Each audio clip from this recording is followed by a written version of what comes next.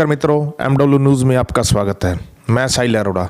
जैसे कि आप जानते हैं, इलाके में जल उपयोगिता समूहों के चुनाव शुरू हो गए हैं। सभी चुनाव चरम पे हैं। जितने भी प्रत्याशी खड़े हुए हैं वह डोर टू डोर जा रहे हैं, जन समर्थन की अपील कर रहे हैं। ये चुनाव होता है आम किसानों का, जिसमें किसानों को आस होती है, उम्मीद होती है कि उनका प्रतिनिधि किस प्रकार का होगा जो उनकी मुद्दों को, उनकी समस्याओं को ऊपरी स्तर तक उठाएगा। उसी क्रम में आज हमारी टीम पहुंची जल उपयोगिता संगम समिति नंबर 27, जहां पे अध्यक्ष पद के लिए प्रत्याशी हैं दिलीप जी जोरड़, जो कि मौजूदा अध्यक्ष हैं इसी संगम के। और आज हम उनसे जानेंगे वे दोबारा चुनाव मैदान में उतरे हैं, कौन कौन से उनके संगम में चक्काते हैं, किस तरह की कार्य प्रणाली देखने को मिलेगी, किन समस्याओं के बारे में वो 5 सालों में अपने जो कार्यकाल है उसमें बात करेंगे।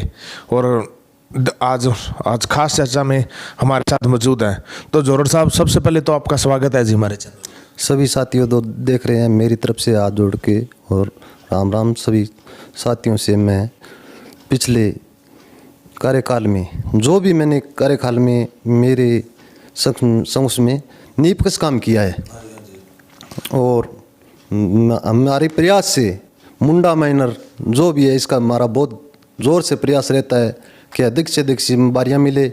और हमने प्रयास किया था, उस टाइम में डॉक्टर राम प्रताप की सरकार थी और हम वहाँ पे नित्य के प्रयास यही रहते थे कि पहला तो हमारा प्रयास था, मेरा और मेरे साथी विष्णुदत्त बिश्नोई का, कि ये साइकिल है ये नया बनाया जाए और वो बाकड़ा में बना है उसी तरह से हमारा साइकिल बने। ये पाइपों वाला हटा के और RCC साइकिल की मांग थी, जिसमें कुछ बार हमने डॉक्टर साहब के प्रयासों से और उन्होंने हाँ करी और वो दोबारा बना दिया। फिर हमारी MD नहर की रीलाइनिंग की बात करी। पहले भी हमारी MD नहर पक्की थी और उसकी रीलाइनिंग में जहाँ मिट्टी ठहरती थी तो उसका प्रयास किया, तो डॉक्टर साहब कुछ बार फटकार लगाते थे, कहते थे आप दोनों को ही बाती है क्या ये। तो हमने उनकी बात का कभी भी गिला शिकवा नहीं किया, जैसे उनके पास में बैठ के और आ जाते। एक दिन उन्होंने कहा कि आओ जोड़ी कैसे आई, तो हमने कहा साहब हमारा तो वो एक ही काम है, मुंडा माइनर की रीलाइनिंग करवा दो। तो बाकी क्यों थान खातर बेला बैठे आगे, डॉक्टर साहब थारी मर्जी है, चाह पी लो थे घरे उड़ जाओ, मानो आश्वासन दियो काम लाग जाओ जाके। 20 दिन नहीं माने, या कच्चाई फील महसूस हुई तो मैं भटूचा पी गई। डॉक्टर साहब रेस्ट हाउस में आ गया, शाम ने घरे पुग्या तो बलवीर जी को फ़ोन आयो बिश्नोई को, जिला अध्यक्ष को, कि थारी सुनवाई होगी और थारी MD नहर द्वारा RCC बनने लग रही है, RCC इंटा बनवा देंगा और भी मैं रीलाइन थाने अब कोई दिक्कत को नहीं आवे। तो मेरे थाने चाल के फ़ोन ही खातिर करियो, अभी थे दोनों आज निराश होकर निकले हो। तो मैं क्यों जी थाने बहुत बहुत बधाई हुए, बहुत मांगा प्रयास हूँ। MD मुंडा माइनर नहर जकी है बहुत बढ़िया बन गई। और अब आने वाले टाइम में जो पिछले 8 वर्ष की योजना में हमने जो भी काम किया है, किसी की पक्षपात ना करते हुए, चाहे अपना भी वो साथी था उसको भी हमने कहा है। कुछ पार्टियों के नाते लोगों ने मुझे बदनाम करने की कोशिश की है। आज तक मैंने किसी से कोई को काम के बदले किसी को कोई भी चक्कर नहीं, घर के चक्कर नहीं लगवाए। पिछले मेरा एक तो ये रहेगा कि मेरा किसी भी किसान का फ़ोन आ गया मेरे पास में तो मैंने उसे ये नहीं कहा कि मैं देखूँगा, नहीं आप कहाँ पे हो, कि जी हम गांव के अंदर है, अभी 1 घंटे में आपके पास आ जाऊँगा। मेरा पहला लक्ष्य तो यही रहा है कि 8 सालों में मैंने लोगों को ऐसी सेवा की है कि ना ही कोई कर सकता है ना ही कोई करेगा। इसका मतलब ये है कि आपने अपनी कलम से पिछले कार्यकाल में ना तो किसी का बुरा किया है और ना ही आगे करने का कोई विचार है, हमेशा अच्छा किया और अच्छा ही करने का विचार है। अच्छा करने का विचार मैं हमेशा दिल में रख के ही चलता हूँ। मैं ये सोचता हूँ ईश्वर से कि मेरे हाथ से कोई भी बुरा काम ना हो जाए। यही मेरे पिताजी की प्रेरणा रहती है मेरे को, बेटे जाओ कहीं पे इज्जत से बैठो, इज्जत मनाओ और इज्जत से रहना। जहीं भी किसी गांव में जाता हूँ तो मेरी आज मुझे कहते हुए गर्व है कि जो भी किसान साथी भाई बंधु जो भी है मेरे को आवाज़ लगा के कहता है आओ आओ जोड़ साहब आगे आओ अंदर आओ, तो मेरे को वो ये से नहीं करते, अभी कोई बाहर बैठे हुए बिठाएंगे, सीधा आंगन में लेके जाएंगे, जैसे परिवार की फैमिली बैठी होती है उसके बीच में बैठता हूँ। तो मैं मेरा एक परिवार ही समझता हूँ, कोई किसान नहीं, कोई मजदूर नहीं समझता, मैं मेरा परिवार समझ के चलता हूँ। मेरी पहली खासियत यही है। तो जोहर साहब, बात करेंगे आपके राजनीतिक परिचय की। इससे पहले भी आपके परिवार ने कोई और चुनाव फाइट किया जब बस आपने ये मोगे के चुनाव ही लड़े हैं जी? नहीं, पहले बहुत से चुनाव, जिसमें पहले मेरे चाचा जी एक वार्ड पंच के चुनाव में ग्राम पंचायत मेहरवाड़ा में ही थे। और वैसे चुनाव की बात करें तो हमारे यहाँ पे 3, 4, 5 MD में बहुत सी डाणियाँ हैं। तो हमारी मिलजुल के ही बात होती है सभी से, और एक जगह इकट्ठे ही रहते हैं। तो मेहरवाड़ा सहकारी समिति का चुनाव लड़ा था मेरे पिताजी ने, तो जीत गए थे उस वक्त हार गए थे। समिति का प्रकरण 11 सदस्य होते हैं। तो उस टाइम में मेहरवाड़ा गांव के अंदर 204 वोट थे कुल भी। तो उस टाइम में वो चुनाव हार गए थे। दूसरी प्लान में वो भी समिति का प्लानिंग आई, तो उसी में हमारी जीत दर्ज हुई।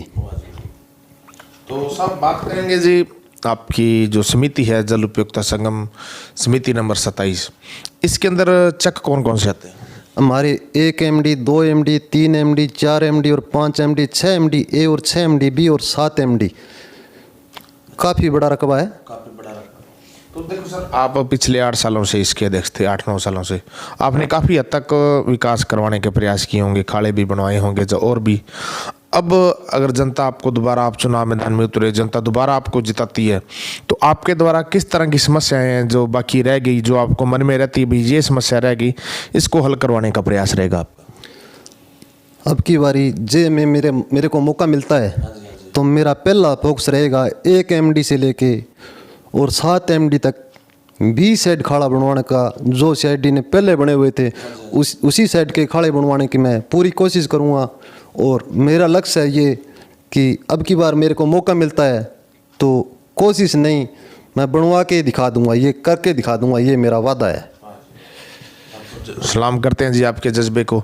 तो साहब, जैसे अध्यक्ष का मेन फर्ज होता है पर्ची बांटना, मामला इकट्ठा करना, तो आपके यहाँ पे मामला इकट्ठा करने का क्या सिस्टम रहा है? हमारे यहाँ पे मेहरवाड़ा पंचायत घर में वाज, गुरुद्वारा में, मंदिर में वाज लगा के, और मेरा साथी है प्रेम कुमार पूनिया बुनावल डाणी से, वो आता है रसीद काटता है। तो मेरे को कोई ये ज़रूरी नहीं होती भी मैं जाऊँ या ना जाऊँ काम करने का। और मेरा वैसे मित्रता और हमारी जो प्रेम की और मेरी मित्रता रही है, वो मैं कोई काम उससे कहना नहीं पड़ता है मेरे को भी प्रेम ये करो। मेरा साथी है जो मेरे से एडवांस में चलने वाला साथी मेरे को मिला, और यही प्रक्रिया मुंडे की है। तो बस स्टैंड के पास में बैंक है, बैंक के सामने मकान है केवल सिंह जी का, उनके कमरे में बैठते हैं वहाँ पे। तो पूरा गांव गुरुद्वारा में आवाज़ लगाने के बाद में मुंडे की जो रणनीति है वो तो बहुत ही बढ़िया है। जो मुंडे गांव में मेरा मान सम्मान है उतना तो मेहरवाड़ा में नहीं है, मैं ये मानना आप खुद भी चाहूँगा। जो मुंडा गांव के अंदर कोई भी प्रकार की कोई समस्या आज तक नहीं आई। कोई काश्तकार ऐसा नहीं था भी कोई समस्या के बारे में कहीं उसको डबकना पड़े या कहीं जाना पड़े आज तक। जो उसने फ़ोन किया तो उसकी समस्या हल, ये हमारा लक्ष्य था। और आने वाले टाइम में ये जो कर रहे हैं मेरा यही प्रयास रहेगा।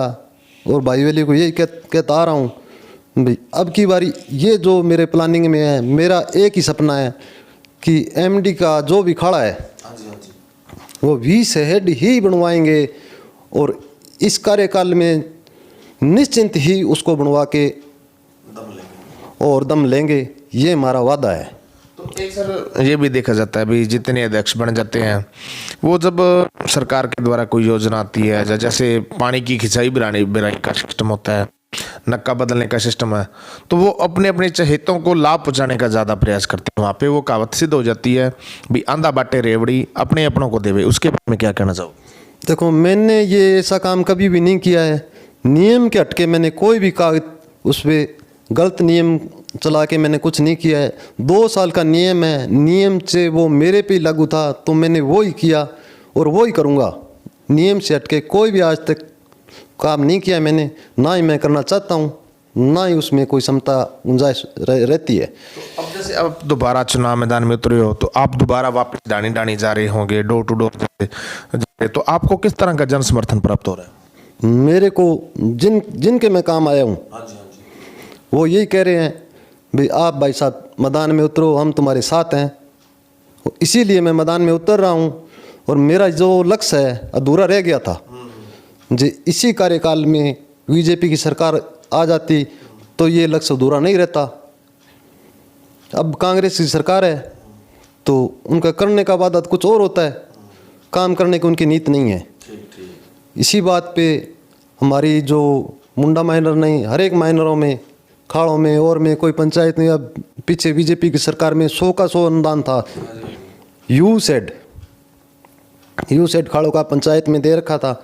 अभी कुछ साथियों का और चक्कों में जाते हैं कि हमारा खाड़ा क्षतिग्रस्त है, तो मैं एक ही आश्वासन करके आता हूँ, कुछ टाइम रुक जाओ, चुनाव सिर पे है और मैं आपके साथ हूँ। 20 हेड ही खाड़ा बनवाना है तो वो हमारा लक्ष्य है, वो हम पूरा करेंगे। अब आप सर देखो जी जरोड़ा साहब, आपको हमारे चैनल के माध्यम से आसपास के लोग देख रहे हैं, आपके संगम क्षेत्र के समस्त किसान देख रहे हैं, तो उन्हें आप क्या संदेश देना चाहोगे, अपील क्या करना चाहोगे? मैं सबसे पहले तो ये नए साल की बधाई देना चाहता हूँ और अभी 26 जनवरी आ रही है तो उसकी बहुत बहुत बधाई देना चाहता हूँ। और आगे आने वाले टाइम में जो भी इलेक्शन का कार्यक्रम है उसमें सभी भाइयों से मैं हाथ जोड़ के विनती करना चाहता हूं कि मेरा पहला वाला फार्म माताजी के नाम था कमला देवी, वो भी फार्म में ऐड करूंगा और उसी पे ही चुनाव सब साथी मेरे साथ में रहो। तो मैं आने वाले टाइम में जो भी मेरा होगा प्रयास कोई काम का होगा तो मैं पग में जूती भी तक नहीं डालूंगा। जो भी फ़ोन आपके फ़ोन पे पहले ही हुआ था काम, और वो भी मैं उम्मीद करता हूँ कि ऐसी शिकायत नहीं आने दूंगा कि किसी भाई का पक्षपात करके और किसी के बीच में, कोई भाइयों के बीच में भी विवाद खड़ा करना चाहूँ, ऐसा काम नहीं करूँगा। मैं पहले भी तुम्हारे साथ था और आज भी तुम्हारे साथ रहूँगा। मेरा हाथ जोड़ के राम से भाइयों को धन्यवाद। ठीक है जी। जी हाँ जी, जल उपयोगिता संगम समिति नंबर 27 से अध्यक्ष पद के प्रत्याशी दिलीप जी बताया कि 8 साल का कार्यकाल बीता तो बड़े ही शानदार ढंग से बीता, किसी से भी कोई बैर विरोध नहीं, कोई राजनीति नहीं, क्योंकि किसानों के चुनाव थे और किसानों की बात हुई है, चाहे वो मुंडा माइनर हो चाहे खाड़ों की हो। कुछ समस्याएं बाकी रह गई, किसी कारणवश कुछ परिस्थितियां ऐसी उत्पन्न होगी, लेकिन अब इनका कहना है जी अब मेन इनका फोकस खाड़े बनवाने पर है। सारे के सारे खाड़े बनवाने का पूरा प्रयास नहीं, पूरा बनवा कर ही दम लेंगे, लेकिन इसके लिए उनको आपके समर्थन की, आपके साथ की आवश्यकता है। ज़्यादा से ज़्यादा इन मतदान केंद्र पर पहुँचे और मतदान करें और जाकर मतदाता बने। ठीक है जी, MW न्यूज़ में समय देने के लिए धन्यवाद।